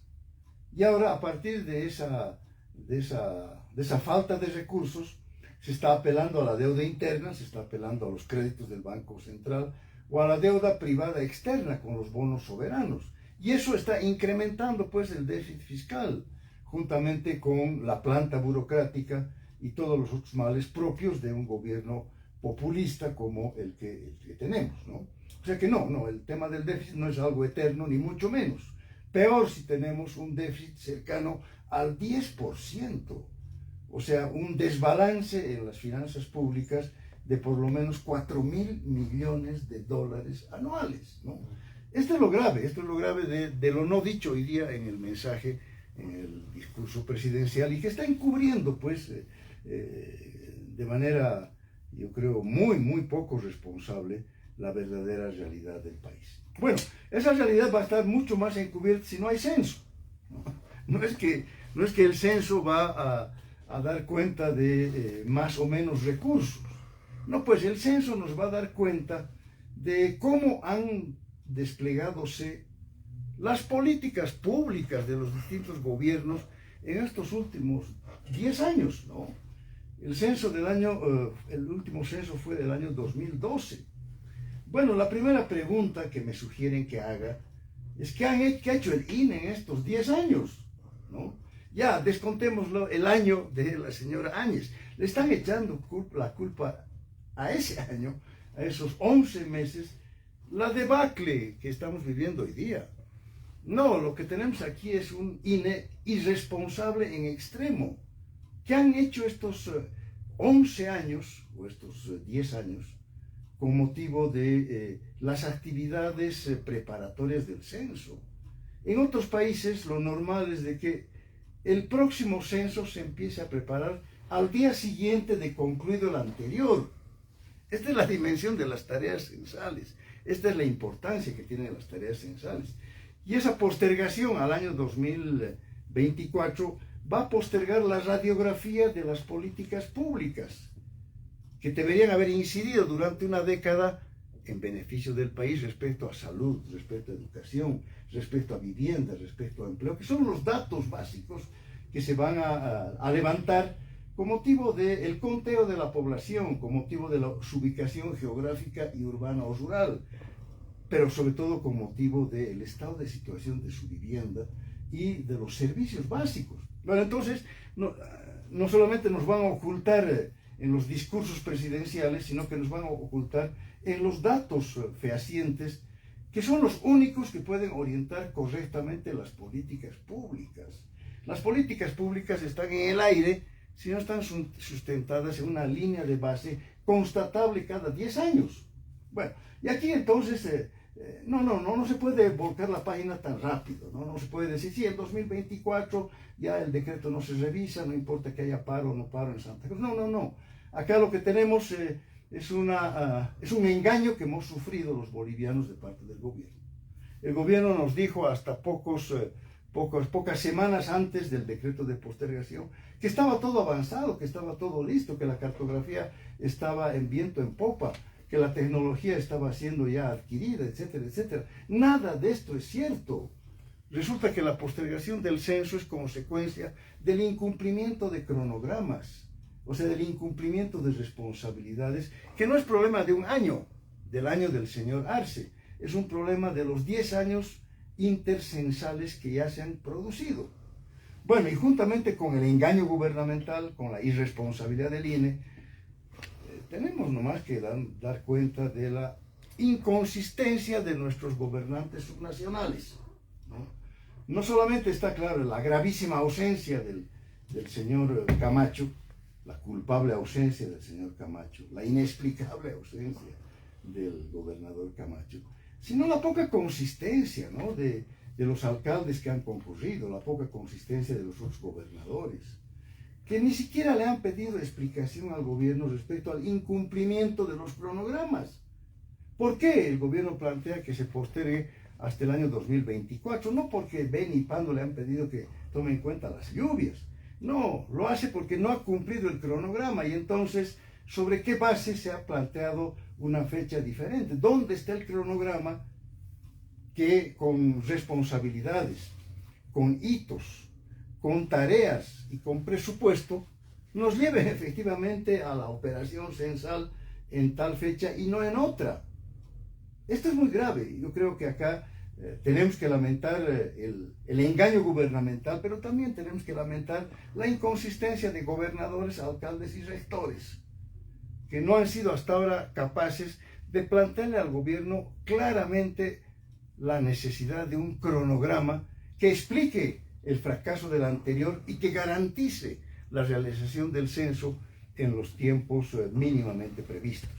Bueno, entonces, claro, aquí hay otros datos que dan cuenta de las inconsistencias, de las irregularidades y de las irresponsabilidades. No hay asesoramiento en el censo. Resulta que es el gobierno el que hace lo que le parece. ¿A qué me estoy refiriendo? En algún momento el gobierno dijo que el censo estaba asesorado por organismos internacionales. Falso. Los organismos internacionales, el caso de la CAF, el caso del BID, el caso de la CEPAL, han dado cuenta que ellos financian, pero no asesoran, así de manera muy clara. Y además no se ha generado participación ciudadana y por tanto asesoramiento ciudadano, porque se ha eliminado una institución que era fundamental, que era el Consejo Ciudadano para el Censo. No, el gobierno hace entonces lo que mejor le parece y está claro, con la mayor ineficiencia se deja sin efecto este tipo de elementos de acción estatal fundamentales. Resulta que la cartografía que se ha supuestamente avanzado en su actualización este año 2020 o el año 2021 ya no sirve para el año 2024. Miren, la cartografía, que es un tema que incumbe a los gobiernos municipales muy directamente porque son los planos georreferenciados con la población y los inmuebles que existen en el territorio. Esa es la cartografía, son los mapas de la población situada en determinado territorio, en determinados asentamientos humanos. Esa cartografía se vuelve obsoleta en solamente 2 años. O sea que lo que se ha avanzado supuestamente en este tiempo ya no sirve para el año 2024. Es que es muy pedestre esto, es muy elemental. Resulta que el año 2020 hay un terreno baldío. A los 2 años hay un edificio de 20 pisos, ¿no? Con más o menos 80 familias, ¿no? Eso es lo que ocurrió, fue una de las fallas del censo del 2012. El 2012 los encuestadores, los agentes censales, llegaron y se encontraron que no era una casita, sino que era un edificio, especialmente en las áreas urbanas, y no tenían las boletas censales suficientes. Esas fueron parte de las fallas. Bueno, o sea que entonces, todo lo que hubiera hecho el gobierno en este último tiempo, en el año del presidente, el año y medio del presidente Arce, si lo hubiera hecho, no sirve. Ya no sirve para el año 2024, hay que empezar de nuevo. Pero además nos dijeron que ya se habían comprado los instrumentos tecnológicos para el levantamiento, como son las tablets, estos mecanismos de tecnología. Resulta que recién se están comprando. Resulta que recién se ha anunciado la adquisición de esos mecanismos básicos tecnológicos que dan cuenta de la tremenda irresponsabilidad. Bueno, miren, finalmente, respecto al censo, hay que tener muy claro que son decisiones políticas equivocadas las que el gobierno ha tomado para llevar adelante la postergación y, para decirlo de la manera suave, ha sorprendido pues a gobernadores, alcaldes y rectores en su más candorosa inocencia. resulta que el gobierno no quiere tener datos censales el año 2023. Porque esos datos censales que pueden ser procesados ya no en 6 meses como era antes, sino en 2 meses o menos. Esos datos censales van a tener inmediatas repercusiones en la certificación de la bondad o no del modelo de hace 14 años. Esos datos censales nos van a dar cuenta si hemos avanzado en salud, en educación, cuánto se ha avanzado en la informalidad, ¿no? Se habla de empleo, mentira, aquí lo que tenemos es el subempleo encubierto con la informalidad del 83% en el país. En fin, bueno, entonces estos elementos el gobierno no quiere tenerlos en años preelectorales. Claro, si se posterga el censo para el año 2024, sus resultados los vamos a conocer después de las elecciones de 2025. Y los efectos en la representación política recién se van a aplicar el año 2030. Esta es la intencionalidad política del gobierno y la lamentable inocencia de nuestros gobernantes subnacionales que han aceptado la postergación. Muy bien. Muchas gracias, doctor Juan del Granado. ¿Qué dice don Israel Quino en este segundo punto? Gracias, José Luis. El censo se construye en consenso y cuando las autoridades del gobierno nacional convocan a los representantes de las máximas instancias de las entidades territoriales autónomas a nivel departamental, a nivel local, y acuerdan, ¿no?, la postergación del mismo, pues se evita ingresar en ese discurso de politización del censo. ¿Cuál la necesidad de ingresar el censo que nos permite a todos, ¿no?, pues proyectar el rediseño de nuestras políticas públicas, en insistir en que fuere este mes, al año siguiente o en 2 años? Claro, cuando se encuentra un elemento estrictamente político, se atenta a los intereses de quienes en el fondo van a ser los beneficiarios. ¿Quiénes son? El pueblo. Ahora, el Consejo Nacional de Autonomías, ¿no?, con una sentida ausencia irresponsable, por supuesto, el señor Camacho, define la postergación, ¿no? Y ese Consejo Nacional de Autonomías, en el que logra un respaldo colectivo, no son gobernadores estrictamente masistas, ¿no? Son gobernadores que responden a otras agrupaciones políticas. Ni siquiera La Paz tiene la gobernación en el MAS tiene Oruro, el MAS tiene la gobernación de Cochabamba, ¿no? Pero las otras gobernaciones, está el caso de Tarija, por ejemplo, Pando, Beni, no tienen una representación política, ¿no?, del movimiento al socialismo como para decir, bueno, son afines al MAS y ellos están respaldando lo que dice el gobierno. En absoluto, el Consejo Nacional de Autonomías ha definido apoyar y respaldar esa decisión de reprogramación del censo. No es que se suspenda de manera indefinida. Lo segundo, cuando el gobierno también convoca, ¿no?, a los 9 alcaldes de las ciudades capitales, más la ciudad del Alto, de donde yo soy, también pues define, ¿no?, y confirman la reprogramación del censo. Previamente había escenarios de discurso, estrictamente discurso político, y hablaban de compensación económica, por algo irracional, ¿no?, cuando ni siquiera se acuerdan las reglas del juego de lo que va a significar la etapa post-censal, pues ya se ingresan con discursos estrictamente políticos, innecesarios en un proceso censal que debería favorecernos absolutamente a todos. Pero en lo tercero, que me parece más importante, ¿quiénes son los que sostienen el debate técnico? Claro, cuando se escucha alguna autoridad política no referirse a la consulta censal, lo hace por supuesto también con sus elementos, ¿no?, característicos políticos, sean de izquierda, de derecha, centro conservadores, están también en su derecho, por supuesto. Pero ¿quiénes son las autoridades legítimas para hablar en términos técnicos del censo? Nuestras universidades, ¿no? Y cuando el sistema de la universidad boliviana, ¿no?, coincide en la reprogramación del censo, entonces se deslegitima el discurso estrictamente político del censo. Si hasta la propia universidad en el país coincide en la reprogramación, lo demás es estrictamente político. ¿Cuánto se ha avanzado? ¿Cuáles son los argumentos específicos sobre la postergación del censo, y es que ese proceso de actualización cartográfica estadística, ¿no? Y esto lo han confirmado, por supuesto, autoridades, ya se ha finalizado en su primera fase en los municipios de Cobija, Trinidad, Oruro y Potosí, ¿no? Se está en pleno proceso en los municipios de Riberalta y Santa Cruz de la Sierra. Ahora la universidad se suma a aquello, pero ¿cuál es la respuesta a esta decisión consensuada de la postergación del censo? Un paro en Santa Cruz, ¿no?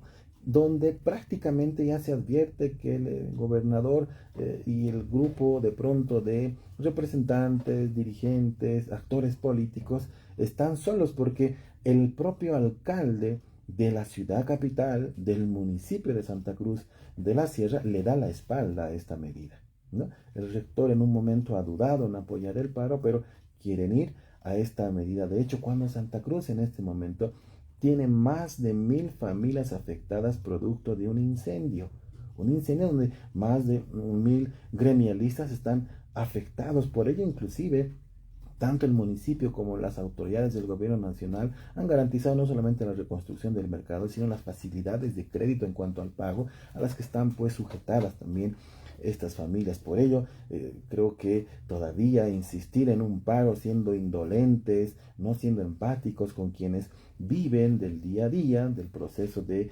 reactivación, reconstrucción económica desde la economía informal, es insistir en una medida estrictamente política. Ahora, la decisión eminentemente técnica, eso nos lo han dicho las autoridades, porque son las competentes.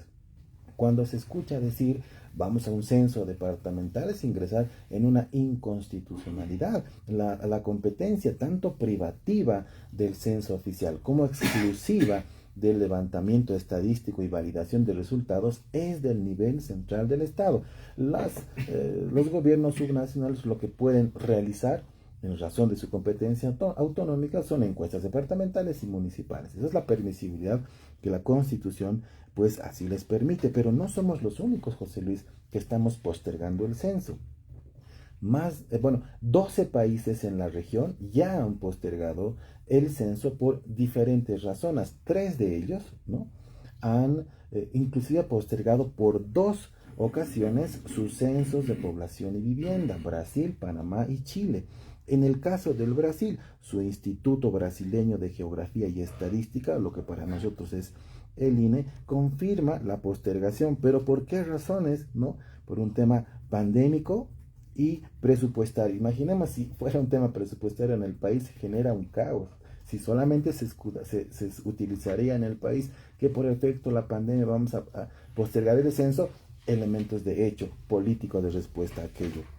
¿Por qué paraliza? ¿Por qué posterga Panamá su censo que debía realizarse en mayo del año 2024? Y es muy particular esa postergación, porque el proceso de licitación a las empresas adjudicatarias respecto a los elementos logísticos del censo, ¿no?, hay una divergencia administrativa al respecto y estaban en un tribunal de decisión, elementos judiciales a la realización del censo, ¿no? Pero además, en el caso de Chile, ¿no?, también ha decidido postergar para el año 2024 su censo, porque también, ¿no?, desean llegar con y dicen los reportes oficiales del INE, allá también se llama así, depende del Ministerio de Economía, con el objeto de asegurar la máxima calidad y confiabilidad a los datos. Entonces, cuando tenemos referencias internacionales, cuando 6 organismos también acompañan con una comisión de alto nivel a este proceso, entre ellos el BID, que financia, por supuesto, lo garantiza el presupuesto, y eso está en un decreto supremo, pero también Naciones Unidas, pues se tienen elementos sólidos en cuanto a la postergación del mismo, y creo yo ingresar en politizaciones al respecto no nos conviene. Cuando en el discurso uno advierte, ¿no?, el sinónimo de censo a mayor presupuesto, mayor población, mayores escaños de poder, ahí perdemos todos.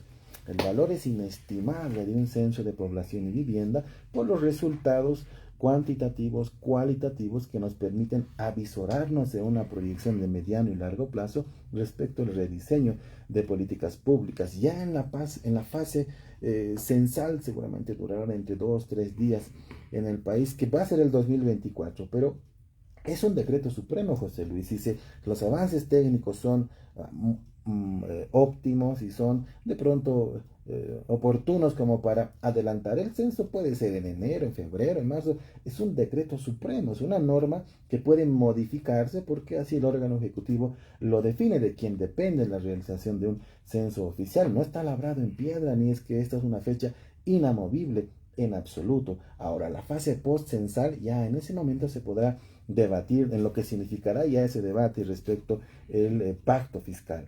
Pero en este momento debemos unirnos todos porque el censo se construye en consenso.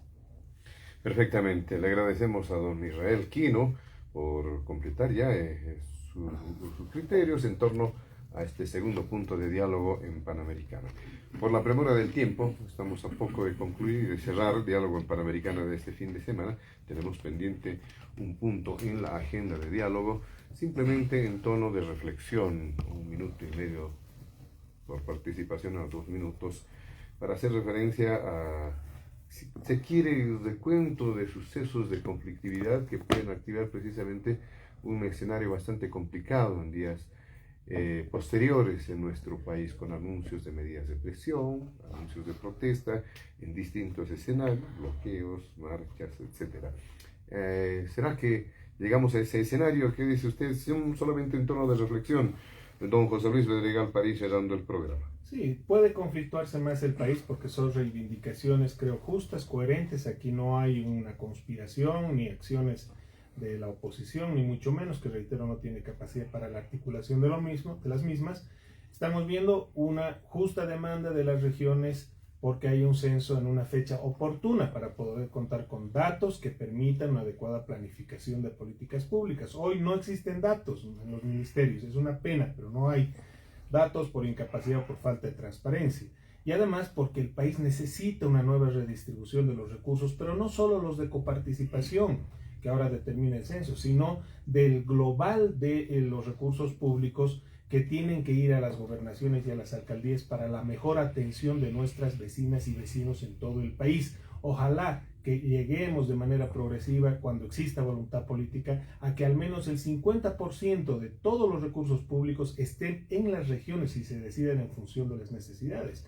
Los otros sectores, José Luis, son mineros que exigen el pago de adeudos de Huanuni, son los campesinos de Buenavista, de Pailón, de San Román, Ramón, que piden titulación de tierra, son los ganaderos que piden que no se obstaculice el traslado del ganado para proveer de carne a los mercados, son las madres del subsidio que protestan contra el CEDEM, que les vende más caros los productos que los propios mercados, o son los cocaleros que están en contra de que se vulnere la ley y se permita la habilitación de mercados ilegales de la coca.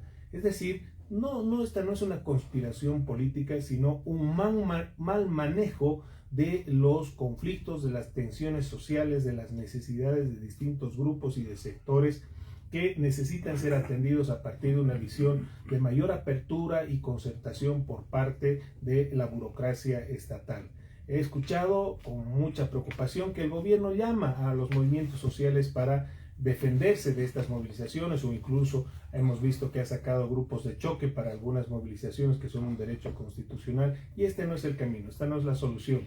Aquí es cuando el propio gobierno debe escuchar el discurso del vicepresidente y actuar en consecuencia, buscando la concertación, el diálogo y la paz para nuestro país, que en estos 197 aniversario es lo mejor que podría recibir nuestro pueblo. Paz y tranquilidad para trabajar, para tener mejores días.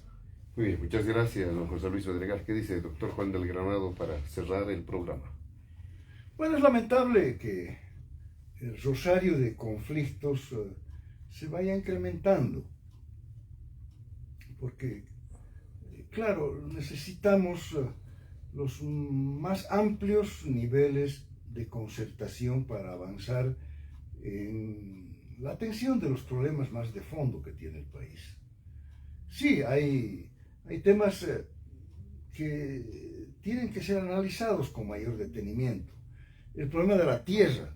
El problema de la tierra es un tema que está pendiente también en la agenda democrática. El saneamiento de las tierras, la distribución de ellas, estas pugnas artificiales entre comunarios y pueblos indígenas originarios. Digo artificiales porque son creadas, no son emergentes de una real disputa de territorio existente. En fin, bueno, yo creo que la conflictualidad social se puede desbocar, se puede agravar, no solamente por las problemáticas que hemos analizado, especialmente en el primer punto, las fragilidades del modelo económico, los problemas que hacen a la subsistencia diaria de los bolivianos, sino se van a agravar si es que no se sigue avanzando respecto a una política gubernamental de diálogo y de concertación. Digo se sigue avanzando porque se han dado algunos pasos. Sí, el presidente Arce se ha reunido con los gobernadores, el presidente Arce se ha reunido con los alcaldes, ha dado algunos pasos. Ojalá siga caminando en esa dirección, porque solamente en un escenario de diálogo y de concertación es que vamos a poder atender los 1001 conflictos pues, que surgen cotidianamente en el país. Necesitamos diálogo y concertación política, parlamentaria, para llevar adelante los nombramientos en la estructura estatal. Necesitamos diálogo y concertación económica con el sector privado para efectivamente tener un plan integral de reactivación. Necesitamos diálogo y concertación para el censo. Sí, no deben cerrarse los gobernantes a este capítulo pendiente. Hay posibilidades de hacer un mejor censo en términos mucho más de tiempo, mucho más inmediatos. Tiene que haber un diálogo y concertación respecto a la reforma judicial.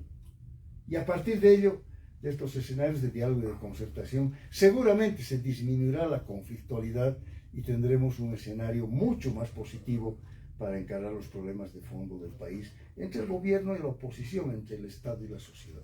Muchas gracias, doctor Juan del Granado. Don Israel Quino, para finalizar el programa. Gracias, José Luis. Cuando uno advierte alguna demanda social, un elemento de conflictividad de carácter nacional que reivindique, ¿no?, nacionalmente una posición, puede ahí de pronto cualificar como un elemento de conflictividad que puede traducirse en crisis. Pero en este momento yo no advierto que existan estos elementos que puedan generar un detonante nacional en absoluto. El tema del censo se ha restringido regionalmente a Santa Cruz, inclusive entre el primer y el cuarto anillo, porque después de esa extensión territorial allá el pueblo trabaja, ¿no? Más allá de aquello, quizás existen conflictos mucho más pequeños, sin dejar de preocupar, por supuesto, en el tema minero, sobre estas empresas de los trabajadores de Huanuni con la metalúrgica de Vinto, el conflicto del coca, que no va a dejar de generar noticias la siguiente semana, y el mercado legal o el paralelo, ¿no? Creo que son dos. Lo de los campesinos ya se ha resuelto, ¿no? Ya han suscrito con las autoridades, entonces creo que no hay otros elementos de conflictividad mayor. La constante respecto a la tensión burocrática en algunas entidades del Estado es una realidad también que hay que admitir. Más allá de aquello, no advierto otros elementos de conflictividad. Lo importante es esa posición del gobierno nacional de convocatoria a diálogo, a escenarios de concertación. Lo está haciendo muy bien, creo yo. Inclusive el propio vocero presidencial, más que un vocero, el señor Jorge Richter es un superministro, porque se lo ve en diferentes escenarios de diálogo, de concertación, al lado de las autoridades locales, independientemente si son o no del mismo partido político. Eso es ponderable. Lo que la población quiere es ver a sus autoridades trabajando, no así profundizando y polarizando en estos elementos estrictamente políticos. Jesús Luis, agradecido por la invitación, honrado de participar en este panel, a ustedes y a la audiencia en todo el país. Buen fin de semana, bendiciones en sus hogares. Muchas gracias, buenas tardes. Muy bien, de esta manera, amigos de todo el país, llegamos a la finalización de Diálogo en Panamericana.